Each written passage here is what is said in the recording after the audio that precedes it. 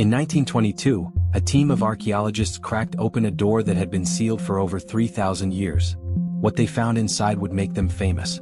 But what happened after they opened that door would make the world afraid. One by one, scientists, nobles, journalists, even a canary, they all died. And nobody could explain why. This is the story of Tutankhamun, the boy king whose tomb became a death sentence for everyone who dared to enter it. Welcome to the void of history. To understand the curse, you first have to understand the king. Tutankhamun was born around 1341 BC, the son of one of Egypt's most controversial pharaohs, Akhenaten, a man who tried to erase Egypt's gods and replace them with just one. That decision alone shook the foundations of one of the most powerful civilizations in human history. When Akhenaten died, his young son inherited a kingdom in chaos. Tutankhamun was just 9 years old when they placed the double crown of Egypt on his head. 9 years old. And yet he ruled. Guided by powerful advisors who likely made most of his decisions for him, men like the high priest Ai and the commanding general Horemheb. For 9 years, the boy king sat on the most powerful throne on earth. And then, at just 18 years old, he was gone. No warning. No explanation in the historical record that fully satisfies modern scientists. Just gone. His tomb was hastily prepared. His name was erased from monuments by those who came after him, as if they wanted history to forget he ever existed. For over 3,000 years it worked, until Howard Carter showed up.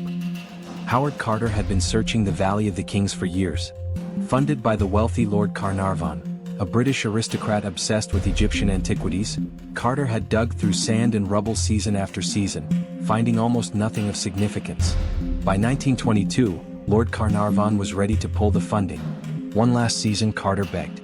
"Give me one more season." Carnarvon agreed. On November 4, 1922, Carter's team uncovered a stone step beneath the sand. Then another. Then 16 steps leading down into darkness. At the bottom, a sealed door. Carter sent a telegram to Lord Carnarvon in England. It read simply, "At last have made wonderful discovery in valley. Magnificent tomb with seals intact." Carnarvon rushed to Egypt.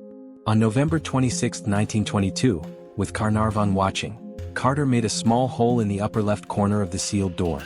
He inserted a candle. Hot air rushed out from the darkness, air that had been sealed inside for 3,200 years. Carnarvon, unable to wait, asked, "Can you see anything?" Carter later wrote that he could see wonderful things. Gold. Everywhere. Gold. The tomb of Tutankhamun, the most intact royal tomb ever discovered in Egypt, was open, and the clock had started ticking. Above the entrance to the tomb, an inscription had been carved into the stone. Translated, it read, "Death shall come on swift wings to him that toucheth the tomb of the Pharaoh." Carter and his team noted it, and they went in anyway. Some accounts claim Carter actually suppressed news of the inscription, afraid it would frighten away his workers and cause a media panic. Whether that's true or not, what happened next would make the world believe that warning was real.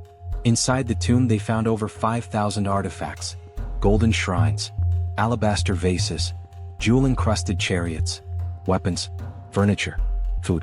And at the very heart of the tomb, nested inside 3 golden coffins, the mummified body of the boy king himself.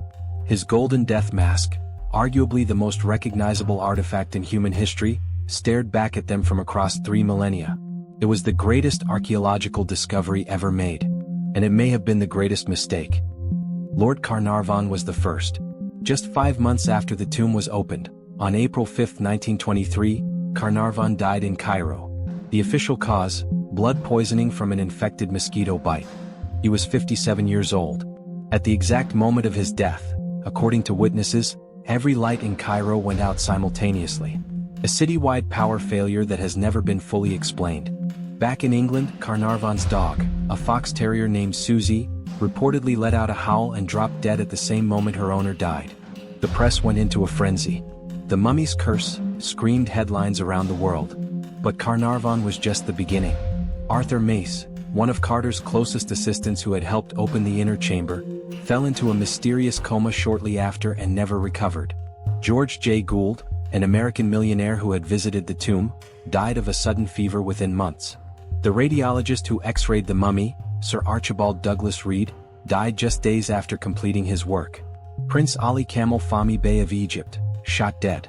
The Honorable Mervyn Herbert, dead. Joel Wool, dead. Sir Lee Stack, assassinated. One by one. 6 dead within a decade of the tomb's opening.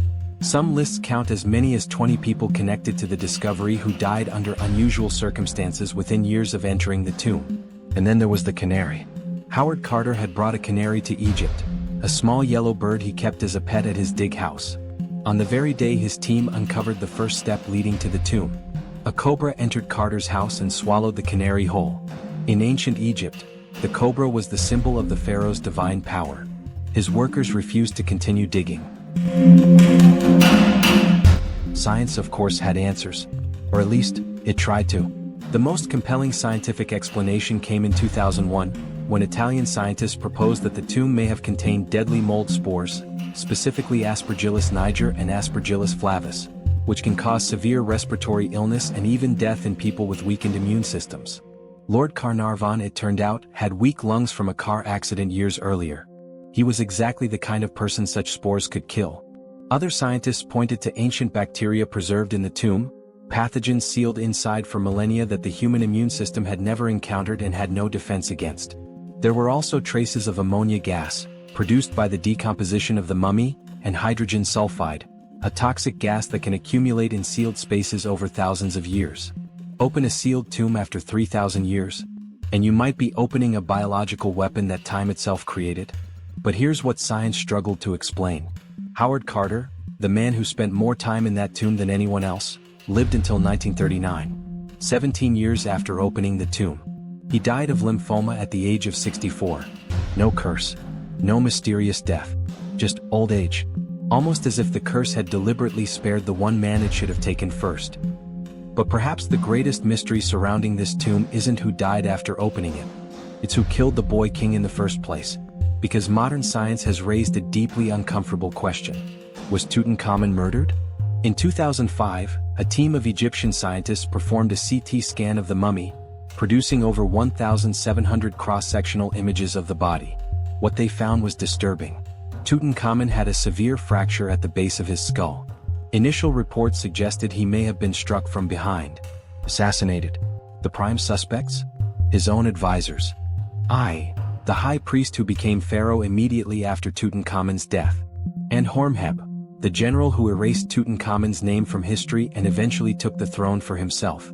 Both men had everything to gain from the boy king's death. Later studies complicated the picture, suggesting the skull fracture may have occurred after death during the mummification process. DNA analysis in 2010 revealed Tutankhamun suffered from multiple malaria infections and had a club foot, suggesting he was already a sick and physically fragile young man. But the debate has never been fully settled. 3,000 years later, the boy king still hasn't given up all his secrets. And perhaps that is the real curse of Tutankhamun. Not that he kills those who disturb his rest, but that he refuses, absolutely refuses, to let us look away. 20 people dead. 1 intact tomb. 1 boy who ruled the world's greatest empire at 9 years old and was erased from history by the time he was 20. Whether you believe in the curse or the science, one thing is undeniable. Tutankhamun reached across 3,000 years of silence and made the entire world stop and listen. That is a power that no curse can explain, and no science can take away. If this story kept you watching, you already know what the Void of History is about.